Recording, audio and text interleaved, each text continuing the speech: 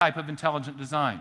If you've heard about intelligent design and you've only heard about it from the media, the one thing you know is that it's a faith-based idea. That's what Time magazine said.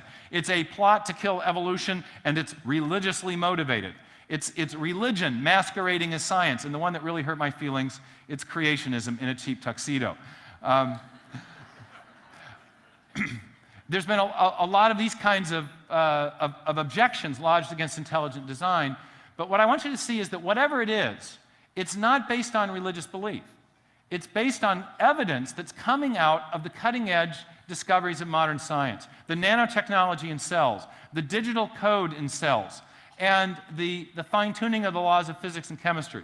And as we'll see later tonight, the argument for intelligent design is also based on a standard form of scientific reasoning and testing that is consistent with the scientific method. It's based on inferences about our knowledge of the cause and effect structure of the world.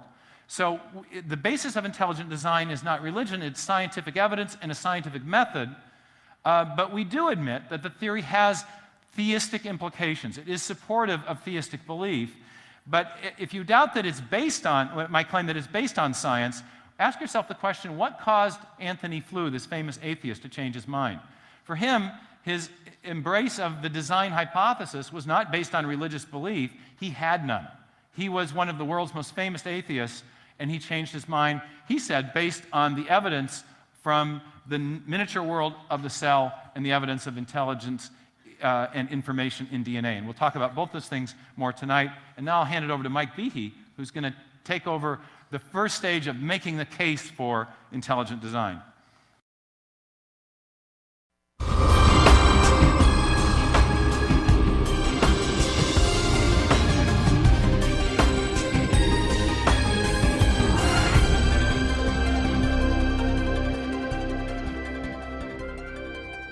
Throughout the second half of the 20th century, spectacular technologies revolutionized scientific understanding of the cell, the basic unit of life.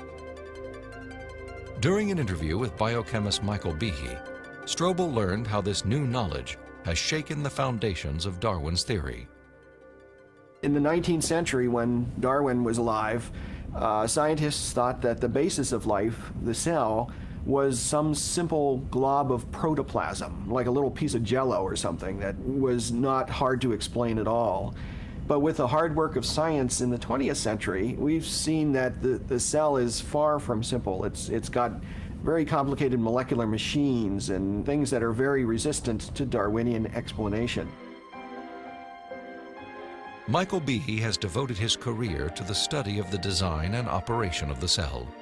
He has also written extensively on the biochemical challenge to evolution.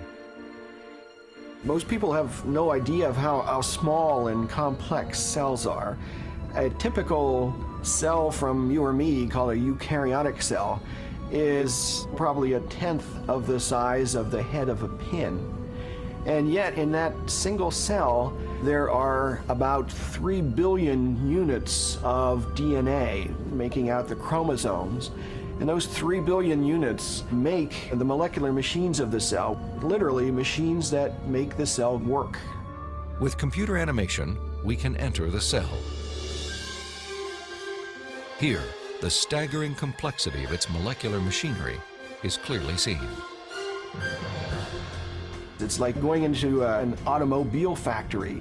The factory has a large number of machines. The parts have to fit together in very specific ways to do their jobs, and if things go wrong, the cell is in big trouble.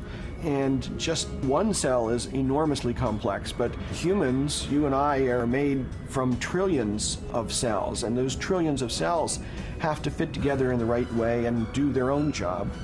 Darwinism was a lot more plausible when we were thinking about globs of protoplasm than it is when we're thinking about molecular machines.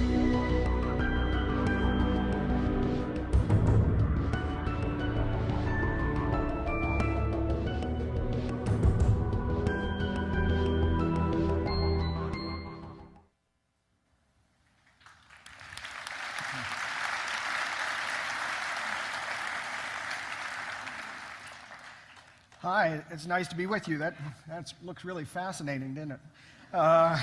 Holy moly. Okay, let me get right into it because I want to keep to the schedule and we've got lots of other folks coming up. So I'm going to talk for about 25 minutes or so on something called answering objections to the argument for intelligent design. And that's on the slide there, if you can see it. Steve talked a little bit about what intelligent design is, but as you may know, not everybody so far has agreed with our argument. And so I'm going to address a couple objections, of the more prominent objections to the idea. But before I start, since intelligent design is such a controversial topic, I want to make clear that in case you were thinking otherwise, I'm not talking officially for my university or for my colleagues. My mother disagrees with me. These are just my ideas here. Okay, so this conversation really got started in earnest 150 years ago when Charles Darwin published his book on the origin of species. And it was really a very good idea and impressed a lot of people at the time and subsequently. And Darwin, like Steve was talking about, said that, well, suppose that an animal were born with a slightly increased coat of fur and it was a cold winter, then that animal would have a better chance of surviving than others of its species which had shorter fur, might be more exposed to the elements. And if it survived and if it produced offspring, then its offspring might inherit the same characteristic.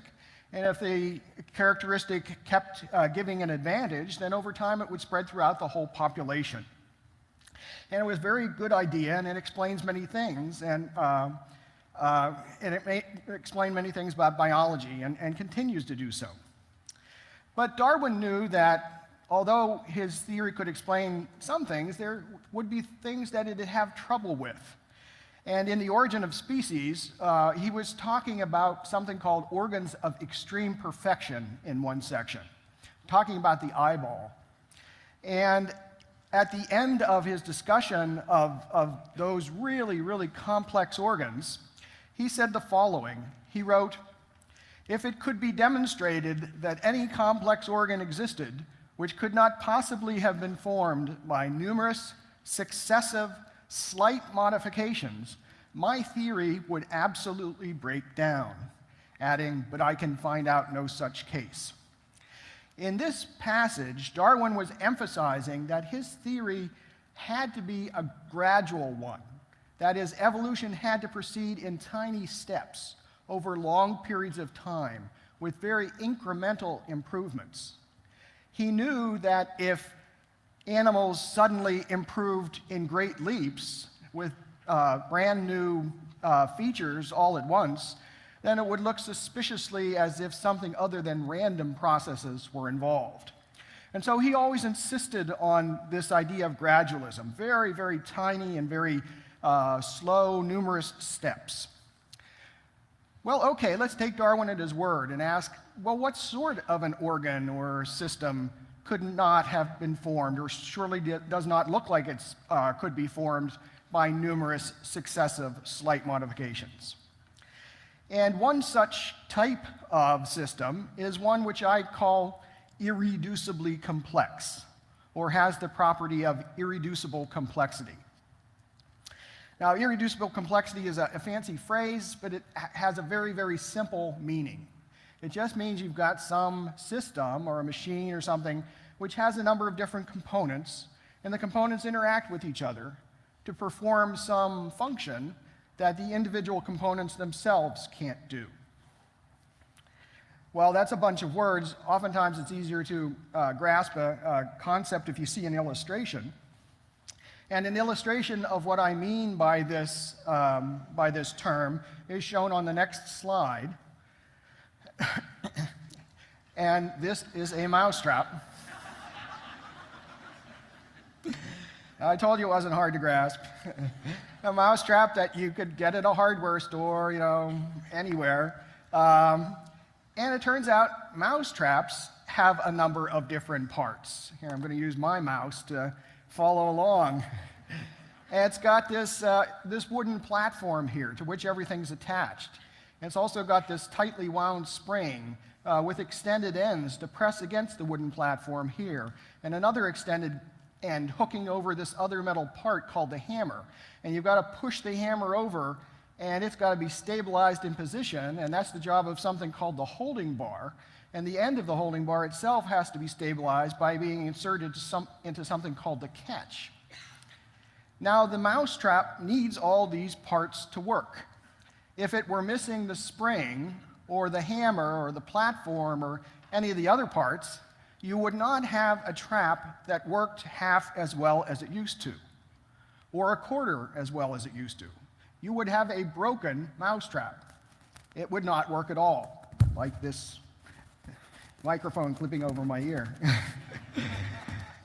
So this is what I mean by the term irreducible complexity. So it turns out that things like this are a big headache for Darwin's theory. Because if you wanted to evolve something like a mousetrap by something like a Darwinian process, numerous successive slight modifications, how would you do it? What would you start with? Would you start with, say, the wooden platform and hope to catch mice inefficiently? No. Maybe you trip them or something like that. And then maybe you could add another part, maybe the holding bar. And then when they trip, they might impale themselves on the holding bar. Nah, that would be silly, because with irreducibly complex systems, the function only appears when pretty much the whole system's put together. So in the meantime, natural selection can't select for the function of the system. And so it couldn't be produced easily in that gradual fashion that Darwin envisioned. Well, mousetraps are very interesting. I think about them a lot. But what we really want to know is, are there any irreducibly complex biological systems? Or, since, as Steve mentioned, in the past 50 years especially, science has discovered that where the rubber meets the road in biology is at the cellular and at the molecular level. Are there any irreducibly complex cellular or biochemical molecular systems? And the answer is, yeah, they're all over the place. You can't turn a page of a biochemistry textbook without running into such systems. For example, here's the flagellum that Steve talked about. This is a drawing of the flagellum from a biochemistry textbook by Voet and Voet, which is used widely in universities across the United States. And as he said, this is quite literally an outboard motor that bacteria use to swim. This is the part here which acts as the rotor. It's spun around and around and around in a rotary fashion and pushes against the water and therefore pushes the bacterium forward. It's attached to the drive shaft by something called the hook region, which acts as a universal joint, allowing the rotary motion of the drive shaft to be transmitted to the propeller. The drive shaft is attached to a motor which uses a flow of acid from the outside of the cell to the inside of the cell to power the turning of it, just like water flowing over a dam powers the turning of a turbine. The drive shaft has to poke up through the bacterial membrane, and so some parts act as bushing material to allow that to occur without leakage. And I know this looks complicated, but let me assure you, this is just a little cartoon view of the bacterial flagellum. This is much more complicated than this illustration appears. For example, just as an example, the parts of the flagellum are not these nice little symmetrical geometric lozenge shapes and discs and so on. These are actually constituted of very complicated molecular entities themselves, proteins, which have to self-assemble and build this rather complex structure from the inside out. Nonetheless, I think this gives you this is sufficient to get across the idea that, like a mousetrap, The flagellum is irreducibly complex. If it weren't for the hook, or the drive shaft, or the motor, or the propeller, you would not have a flagellum that spun half as fast as it used to, or quarter as fast as it used to. You would have a broken flagellum. Or much more likely, you would have no flagellum, because the cell, it turns out, has sensitive feedback mechanisms to tell it when the construction of this machine is going well or not well, and it will shut off construction if it senses that it's not going well in order to save energy. Now, I'd like to show folks this illustration of the flagellum, because most people, when they look at this, quickly realize that this is a machine. This is not like a machine. It is not analogous to a machine. This is a real machine. And thinking about this might let us kind of figure out how we could explain where it came from. Now, let's see, where am I? Okay. Now, as Steve said, the science in the past 50 years has discovered, much to our surprise, that the cell is based on machinery.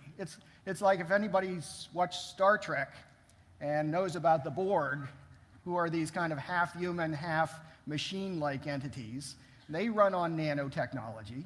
Well, it turns out we do too. In that sense, we are the Borg. We run on nanomachines. For example, here's an issue of the science journal Cell, a special issue on molecular machines. And if you turn the page and you look at the table of contents of this journal, you find papers with titles such as "The Cell as a Collection of Protein Machines," "Polymerases and the Replosome, Machines Within Machines," "Mechanical Devices of the Spliceosome," "Motors, Clocks, Springs, and Things." So all of life, we now know, is based on these horrendously complex, elegant, sophisticated machines. Now, I wrote a book a while back, as Steve mentioned, arguing that Darwin's theory could not account for this machinery in the cell.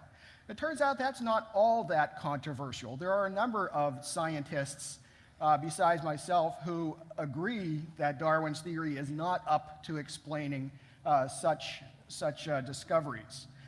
People like Stuart Kaufman of the University of Calgary and Lynn Margulis at the University of Massachusetts and so on. And they have their own ideas about what might replace Darwin's theory here. But my difference with them is that I've written that the best explanation for these things is that they were designed, purposely designed by an intelligent agent. And a lot of my critics have said, and I guess I should tell you that I do have some critics. Some of my critics have said, well, that Behe fellow, he's a known Christian. He has been seen entering and leaving churches. And therefore, this idea of intelligent design is a religious idea. It is not a scientific one. And that I'm letting my religious convictions interfere with my scientific work. Well, I appreciate their concern, but I disagree with them. I think the conclusion of intelligent design is completely empirical. And by that I mean that it's based entirely on the physical evidence plus standard reasoning that we use in everyday life. And as an illustration, let me show you the next slide here.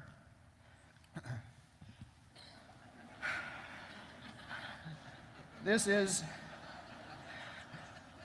a Far Side cartoon, if you guys know about it. And here we've got a troop of jungle explorers here, and the lead explorer has been strung up and skewered. And this fellow here turns to this guy here and says, "That's why I never walk in front." Words to live by. Let me assure you. Now, everybody here looks at this cartoon, and you immediately realize that this was designed. This was not an accident. His death was intended. Now, how do you know that? Is it a religious conclusion?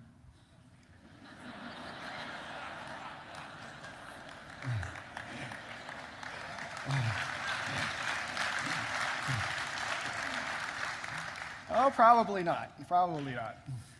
No, you know it's designed because you see a number of parts interacting with each other to perform a function. Something like what I mean by irreducible complexity. And it turns out that we perceive design by something called the purposeful arrangement of parts. Whenever we see parts arranged to fulfill some function beyond themselves, we infer design. And that's what we have in spades in biology and molecular machinery these days. Well, okay, that's kind of the Cook's tour of the idea of intelligent design and irreducible complexity.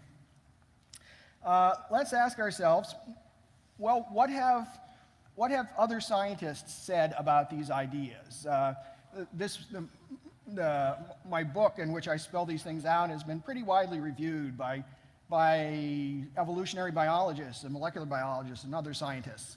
What have they had to say? Well, they've had a lot of things to say, not all of them kind. Nonetheless, the most common response by most scientists is best summarized by a man named Franklin Harold, who's an emeritus professor of biochemistry from Colorado State. And he published a book a number of years ago, 2001, I think, called The Way of the Cell. And in it, he touched on the idea of intelligent design. And he said the following. He said, "We should reject, as a matter of principle, the substitution of intelligent design for the dialogue of chance and necessity." And he cites my book. "But we must concede that there are presently no detailed Darwinian accounts of the evolution of any biochemical system, only a variety of wishful speculations." Well, that's interesting. Let's pause here for a second. Dr. Harold makes 2 points, and let's look at them in reverse order here. He says that there are no detailed Darwinian accounts, no real Darwinian accounts of the evolution of any biochemical system, only a variety of wishful speculations, more colloquially known as just so stories, like the stories written by Rudyard Kipling over 100 years ago, how the tiger got its stripes, how the rhinoceros got its horn, how the bacterium got its flagellum.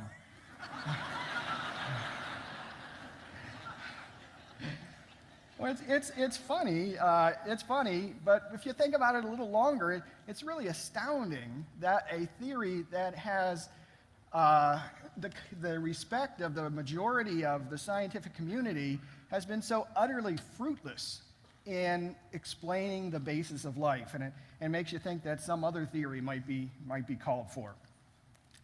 Okay, the second point that Franklin Harold makes is that he says we should reject, as a matter of principle, intelligent design. What principle? What principle is that? If you look at something like the flagellum, that drawing of the flagellum I had up, intelligent design is not something that's hard to see. It pops into your mind right away, but apparently we are forbidden from entertaining the idea of design based on some particular principle. What is it? Well, it turns out he doesn't say. He just writes those lines that I showed you, and then he goes on to other topics in his book. Nonetheless, I think I have a good idea of what he intended by that, and it's shown here on the next slide. If we could have that up for the entrance here.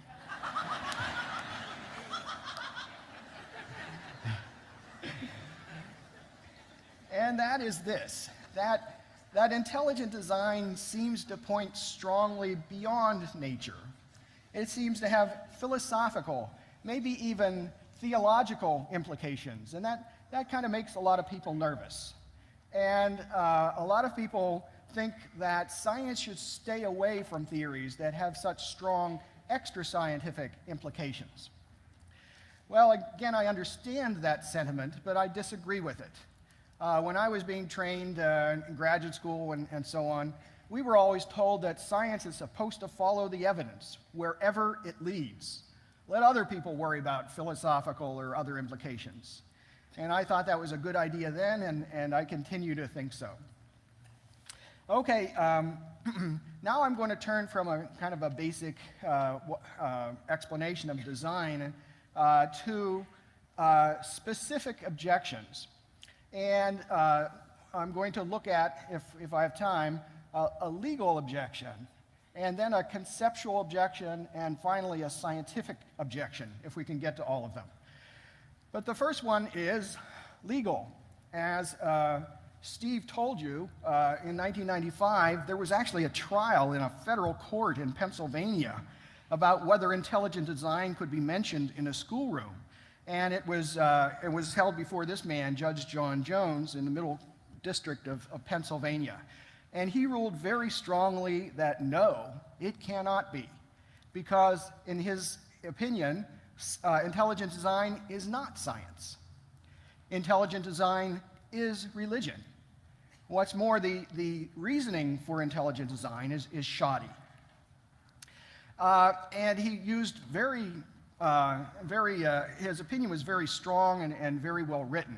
For example, he said the following: "Indeed, the assertion that design of biological systems can be inferred from the purposeful arrangement of parts is based upon an analogy to human design. Because we are able to recognize design of artifacts and objects, according to Professor Behe, that same reasoning can be employed to determine biological design.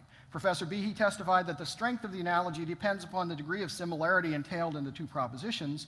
However, if this is the test, ID completely fails." Oh, and I guess I forgot to mention that I was an expert witness at the trial. And I had lawyers in my face about this far for 3 full days. It was great fun, great fun.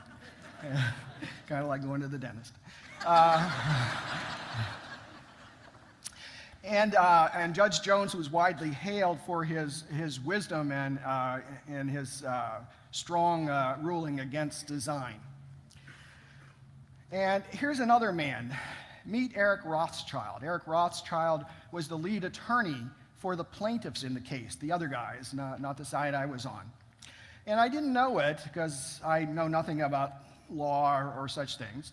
But it turns out that after a trial is over, each side presents to the judge something called a finding of law and conclusion, or finding of fact and conclusions of law, essentially in which they write what they really hope how the judge will rule, how they see things, and the way they want the judge to see things too. And actually, if you look at the judge's opinion and compare it to Eric Rothschild's written document, you can see echoes of the document in his writing. For example, Judge Jones wrote, "Indeed, the assertion that design of biological systems can be inferred from the purposeful arrangement of parts is based upon an analogy to human design." And Rothschild wrote, tell me if you can see this here. Look. "The assertion that design of biological systems,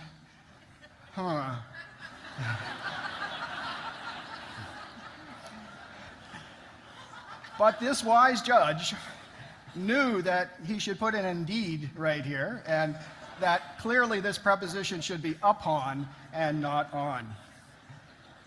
And he continued, but Judge Jones realized that according to Professor Behe, he should go first in the sentence over here, and because should go third or after that. And here, Judge Jones knew that this should not be a separate paragraph.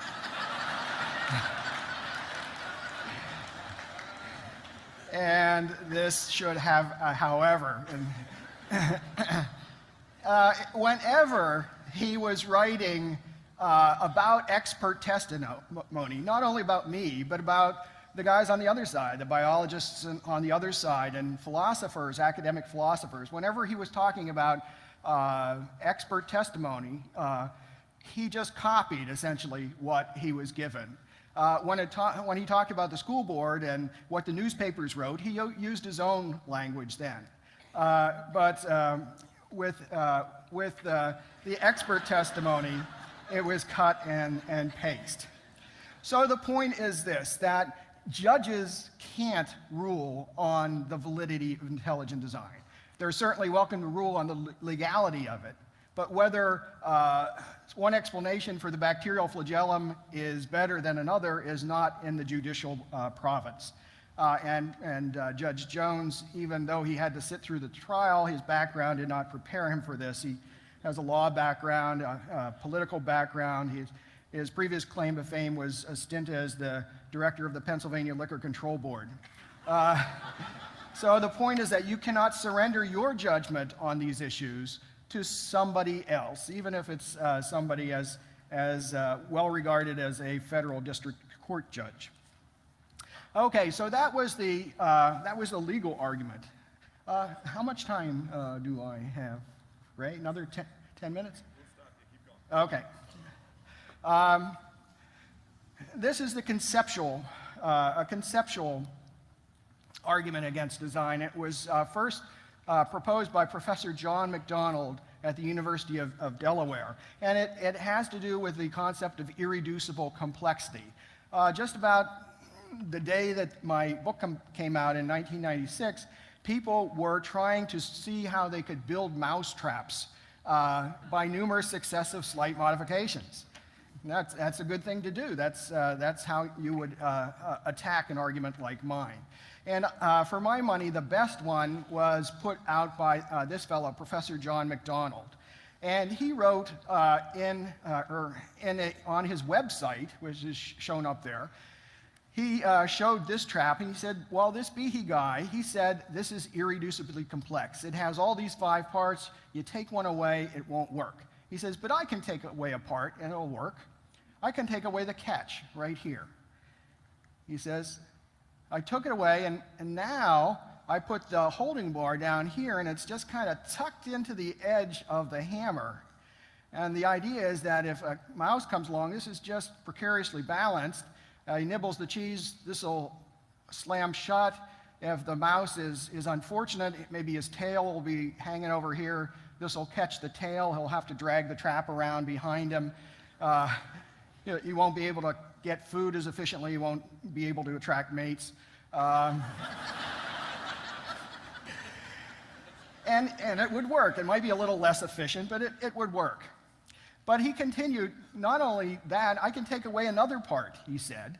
I can take away the holding bar, and it will still work. He says, look, I took away the holding bar, and now the hammer is shaped so that it's just touching the edge here, and the tension is pushing it down. Again, the idea is the mouse comes along, nibbles here, this goes over the edge, this snaps down and catches a paw or a tail, and the mouse is in trouble. But he said, I can build a trap with 2 parts. I can take away the hammer. Now the spring itself is shaped so that it hangs precariously by the edge here, and the same thing, if the mouse came along and nibbled, it might get trapped. But he said, yes, indeed, I can build a mousetrap with 1 part. And here it is. This is the one end of the mousetrap, precariously balanced on this one, and it's under tension so that if it's released, this will go down, catch a paw or a tail here, and again, the mouse is in trouble. So he's saying that, yes, I showed a mousetrap with 5 parts. He can make one with 1 part. But nonetheless, he says something strange on his website. He says, the reduced complexity mousetraps shown below are intended to point out the logical flaw in the intelligent design argument. They're not intended as an analogy of how evolution works. Well, what does that mean? You know, if they're not intended as an analogy of how evolution works, then what's the point? And what is this logical flaw in the intelligent design argument? Well, it turns out the logical flaw, as he saw it, was that I had pictured a mousetrap with 5 parts. He could make one with fewer, and therefore you can make simpler mousetraps than I had pictured.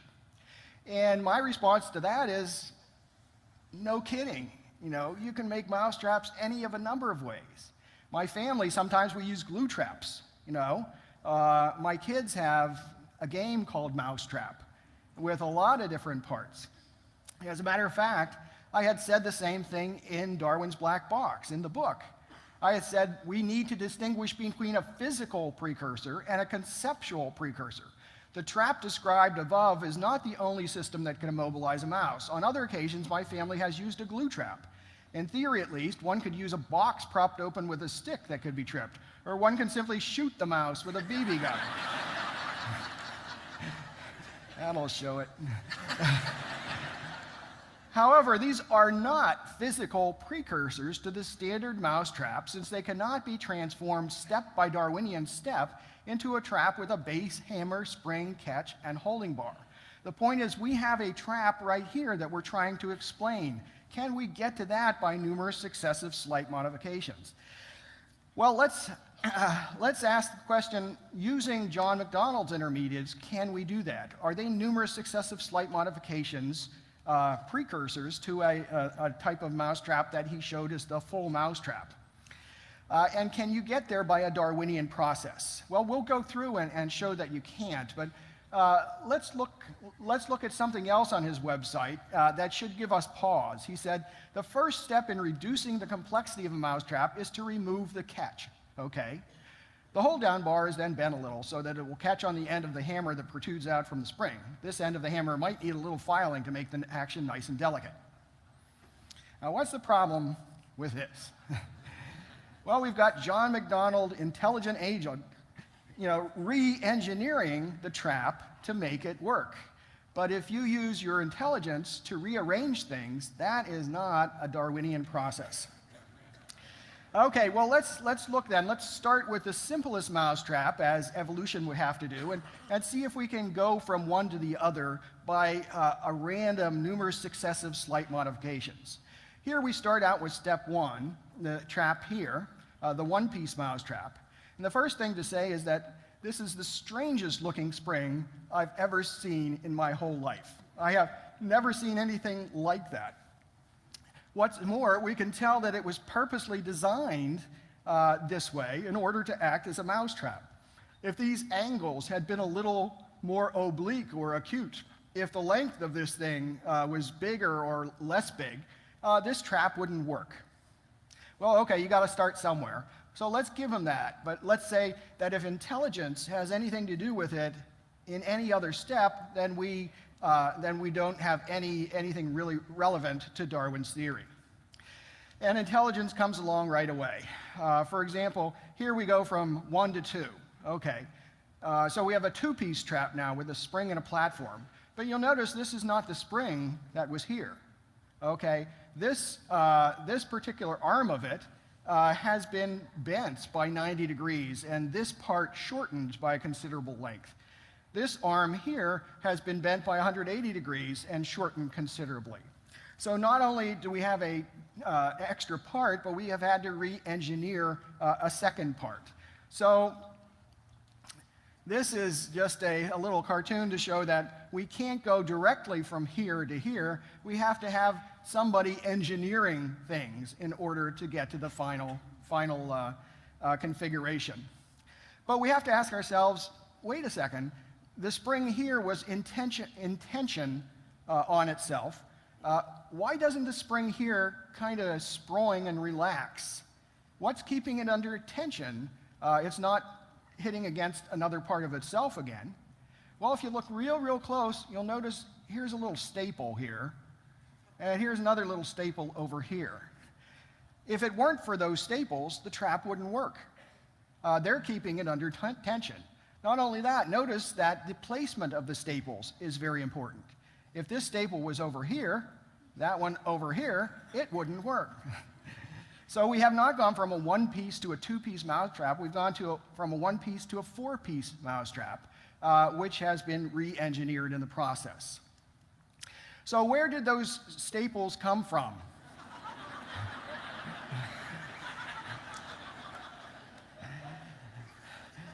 Did an angel bring them from heaven?